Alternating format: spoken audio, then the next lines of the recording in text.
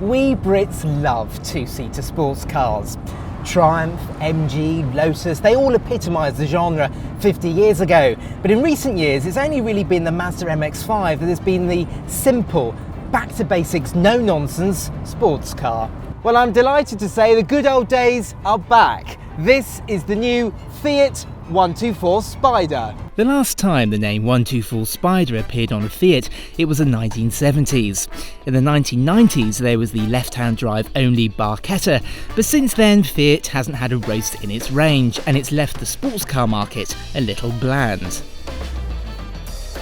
But before you get all excited and rejoice that the 1960s are back, there is one thing that you really ought to know. It would seem Fiat has employed the if you can't beat 'em, join 'em approach, as the 124 isn't totally all of Fiat's own work. It's actually based on the Mazda MX-5. So the main body structure, the rear-wheel drive transmission, the interior and a number of other bits and pieces are from the Mazda. The two cars are even built in the same factory in Japan. On first inspection, you really wouldn't think the Fiat is the Mazda's cousin, especially at the front. There's a strong resemblance to the old Fiat 124 Spider of the 60s and 70s. Round at the back, there's shades of Maserati, even the Dodge Viper. And the Fiat is just a little bit longer than the Mazda, and every single panel is different. Now, whilst the outside is very Fiat, inside very much betrays the Mazda origins. I mean, there's the same dashboard, the steering wheel is identical, the key is straight out of the MX-5, and Fiat have even pinched Mazda's infotainment system. Apart from the use of soft touch plastics across the top of the doors and these very Italian colour scheme leather seats on certain models, it's identical to the MX-5 in here. It's not a massive problem because the dashboard is nicely styled and the controls are all nicely arranged. Storage-wise, well, there's not much of it really. There's a cup holder here which can be moved around the cabin. It can be moved to here, for instance. There's a little space under here for a chocolate bar. There's a space for your mobile phone to slot into the centre console, and here very much acts as your glove box because there isn't one down there. There's the obligatory large packet of crisps. Oh, and the pièce de résistance, the hood that can be operated with one hand. There are three versions of the 124 Spider. Entry-level Classica has 16-inch alloys, aircon, keyless start and cruise control. Lusso adds larger wheels, leather-heated seats, a parking camera and sat-nav, while range-topping Lusso Plus gets a Bose stereo and LED day running lights and headlights. The boot on the Fiat 124 is slightly larger than it is on the MX-5, and when I say slightly larger, I mean all of 10 litres, which really makes no difference whatsoever. Now, the opening is actually quite good. There's space for a large leather hold-all. You could probably fit two of those in there. Large suitcases, probably not, but you could get a weekly shop in there at the supermarket, and really that's all you're going to be using this car for. Trips away at weekends and the weekly shop. Under the bonnet lies a 1.4 litre turbocharged petrol with 134 brake horsepower. 0-62 takes a swift 7.5 seconds, while CO2 emissions are 148 grams per kilometre. Combined MPG is 44.1, and during our time we got in the early 30s.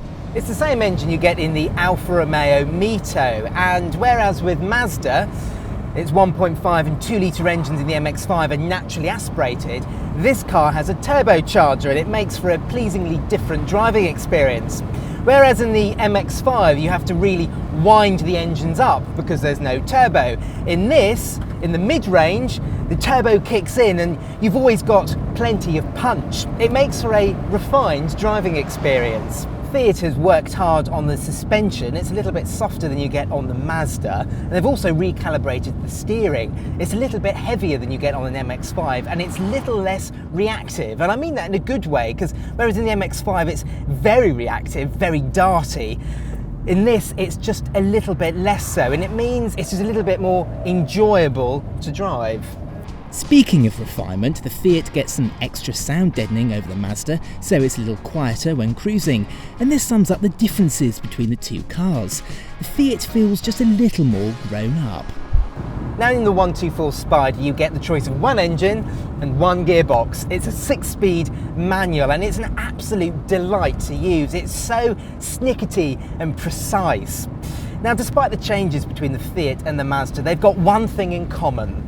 They both handle absolutely brilliantly. Now there are subtle differences between the way they handle, but one thing that they've got going for them is that they both make you smile.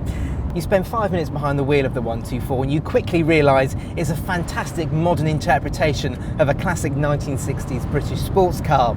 And overall, this car makes you feel happy. It may make you happy, but there are a few problems with the 124. Now while the 1.4 turbo in this car does make life a little bit more refined, there are a few drawbacks. The first of which is that turbo. Now compared to the 1.5 naturally aspirated engine you get in the MX-5, the turbo makes this car a little bit less fuel efficient. Speaking of the turbo, it's fine in the mid-range when the turbo is all spooled up, but drop below around 3000 RPM and there really is no acceleration whatsoever. For example, and now we've got progress. You've really got to keep the turbo spooled up to actually make any progress in this car. The way the 124 Spider goes around corners is one of its best attributes. It's sharp, easy to place on the road, and in dry conditions, very grippy. But unlike Mazda with the 2-litre MX-5, Fiat hasn't fitted a limited slip differential to aid cornering grip. It means on slippery surfaces, the 124 can feel a bit of a handful. Lastly, the build quality in here is for the most part very good, but there are a few things that really are quite annoying. The first are these sun visors. Now, I know they've got to be stiff so they don't flap around in the wind, but that is the most cheap looking plastic I've ever seen. Speaking of cheap plastics, all the way down here, this thing is just waggling around. Now that's the first time I've spotted that in an MX-5 or a 124 Spider, so hopefully it's just a problem with this particular car, because that level of quality really isn't good enough for a £20,000 car.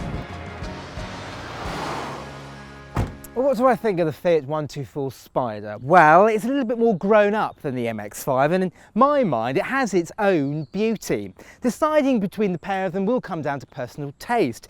If you like a pure, unadulterated driving experience, the Mazda is probably your safer bet, whereas if you want something that's a little bit easy to live with, something that's a little bit more refined, then the Fiat is probably your car of choice. Some people have moaned about the fact that the Fiat is nothing more than an MX-5 with an Italian suit on, but I don't care. If you're in the market for a cheap, affordable, back-to-basics roadster, then you finally have some choice. If the Fiat 124 Spider has piqued your interest, then check out our reviews of the Mazda MX-5 on the left or of the Toyota GT86 on the right.